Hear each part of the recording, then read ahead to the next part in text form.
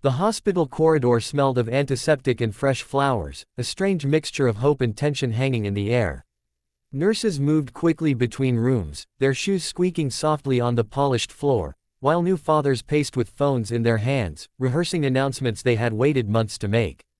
In the middle of this quiet chaos stood a woman whose face was tight with anger rather than joy.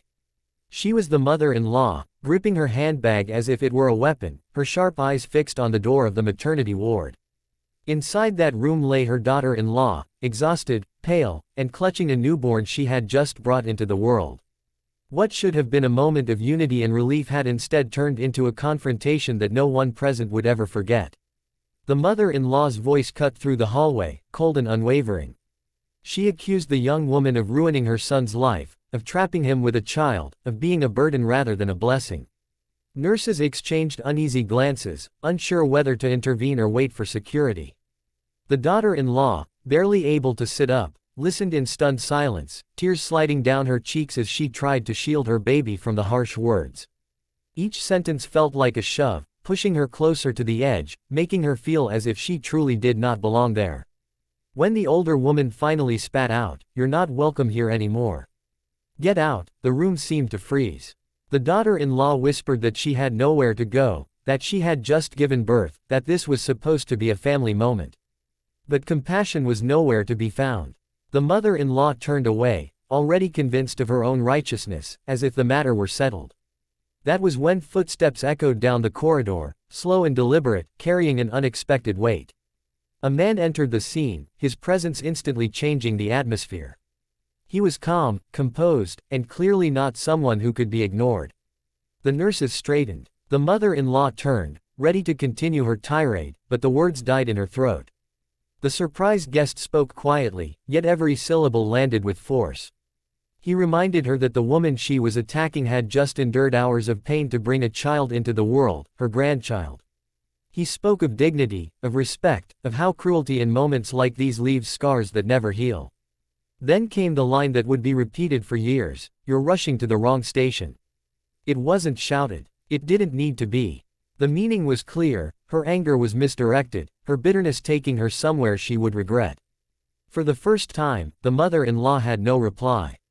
Her face drained of color, and she stood there, speechless, confronted not by rage but by undeniable truth. That moment of stunned silence felt eerily similar to what millions of viewers would later witness on their television screens during an ABC News interview that was supposed to be thoughtful, respectful, and celebratory.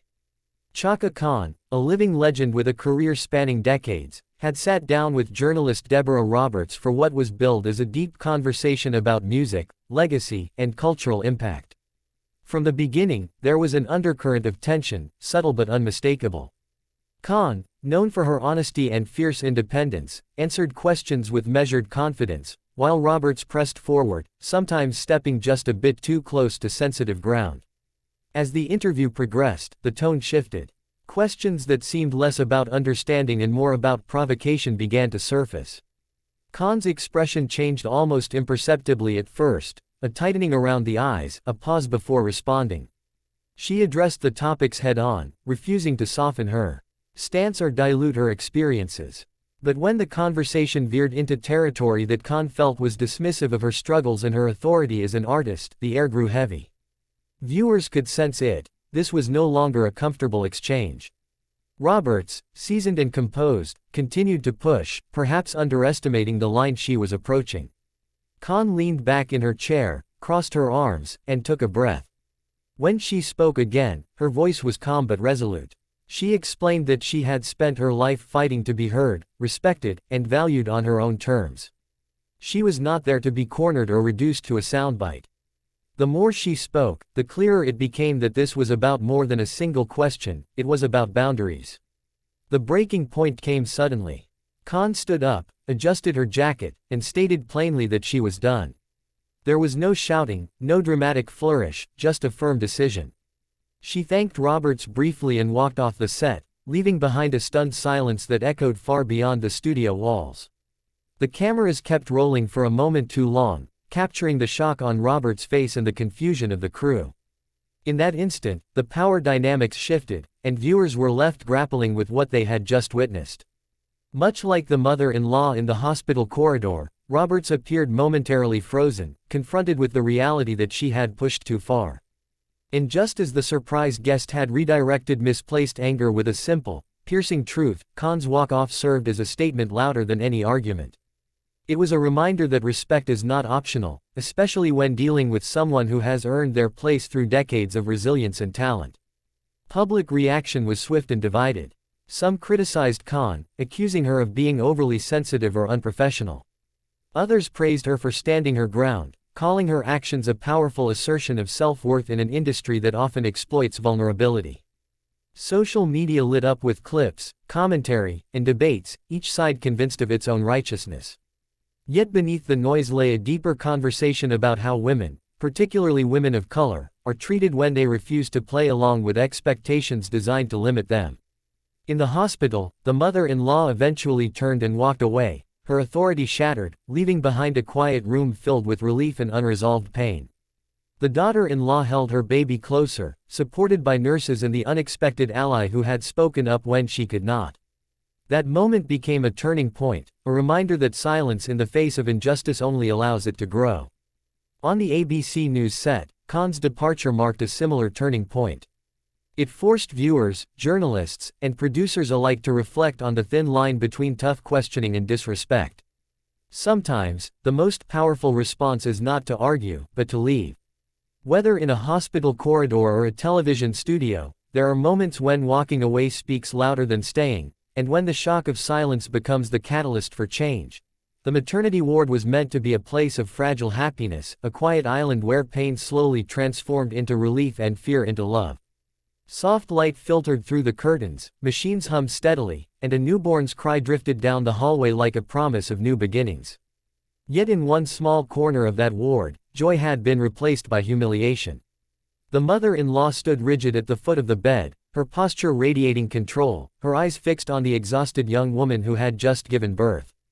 Instead of congratulations, she delivered accusations, each word sharper than the last. She claimed the baby was a mistake, that her son had been trapped, that this woman had no right to call herself family. The daughter-in-law felt the weight of those words settle heavily on her chest. Her body was weak, her arms trembling as she cradled her child, but the emotional pain cut deeper than any physical wound.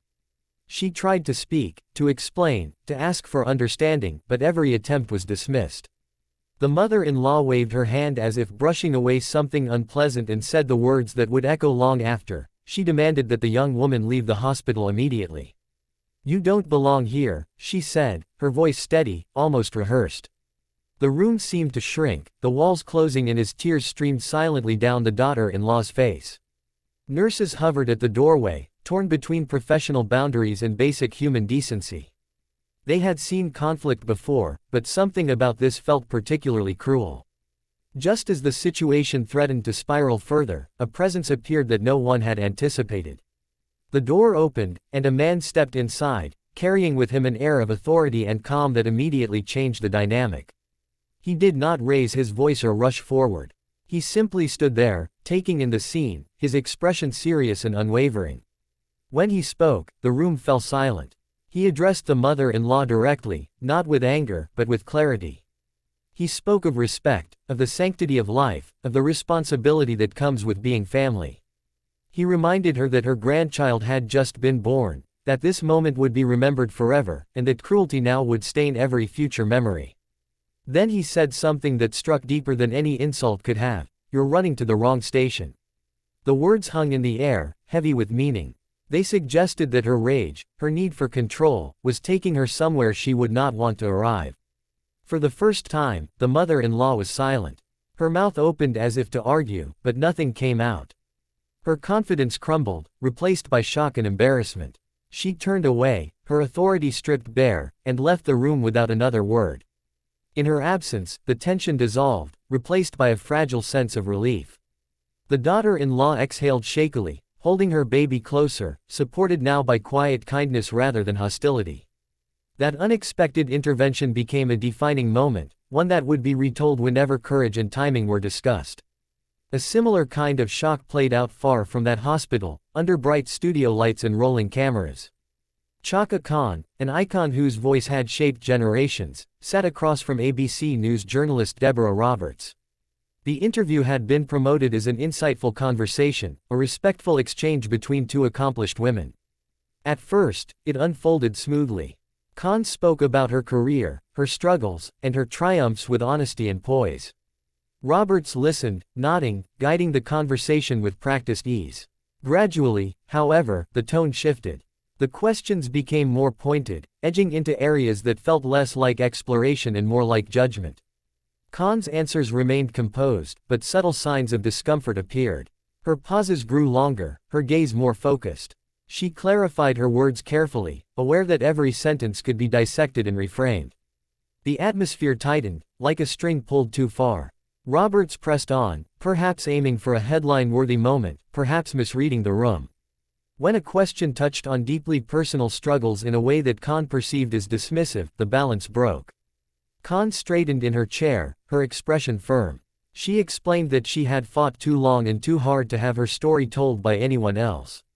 She spoke about autonomy, about the right to define one's own narrative, especially after decades in an industry that often exploited vulnerability. Then, without theatrics, she made her decision. Khan stood up. The movement itself felt monumental. She thanked Roberts briefly, her tone polite but final, and walked off the set. The cameras lingered, capturing the stunned silence that followed. Roberts remained seated, clearly taken aback, her composure tested in real time.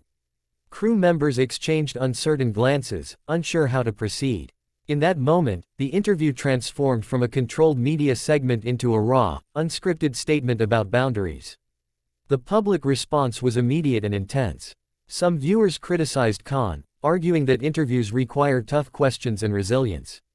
Others applauded her, seeing the walk-off as an act of self-respect and strength. For many, especially artists and women who had experienced similar moments of being pushed too far, Khan's action resonated deeply. It was not about avoiding difficult conversations, they argued, but about refusing to be cornered or diminished for the sake of spectacle. The parallel between the two moments, the hospital confrontation and the televised walk-off, was striking. In both cases, a woman was placed under pressure at a vulnerable point, expected to endure disrespect quietly. And in both cases, the turning point came when that expectation was challenged. The mother-in-law's stunned silence mirrored the studio's shock when Khan chose to leave. In each scenario, power shifted abruptly, reminding everyone present that authority without empathy is fragile. These moments linger because they expose uncomfortable truths. They force us to question how often cruelty is excused as honesty, or intrusion justified as curiosity. They show that sometimes the most disruptive act is not shouting or fighting back, but calmly refusing to participate. Whether in a hospital room or under television lights, there are times when walking away is the strongest statement one can make, leaving behind a silence that speaks louder than any argument.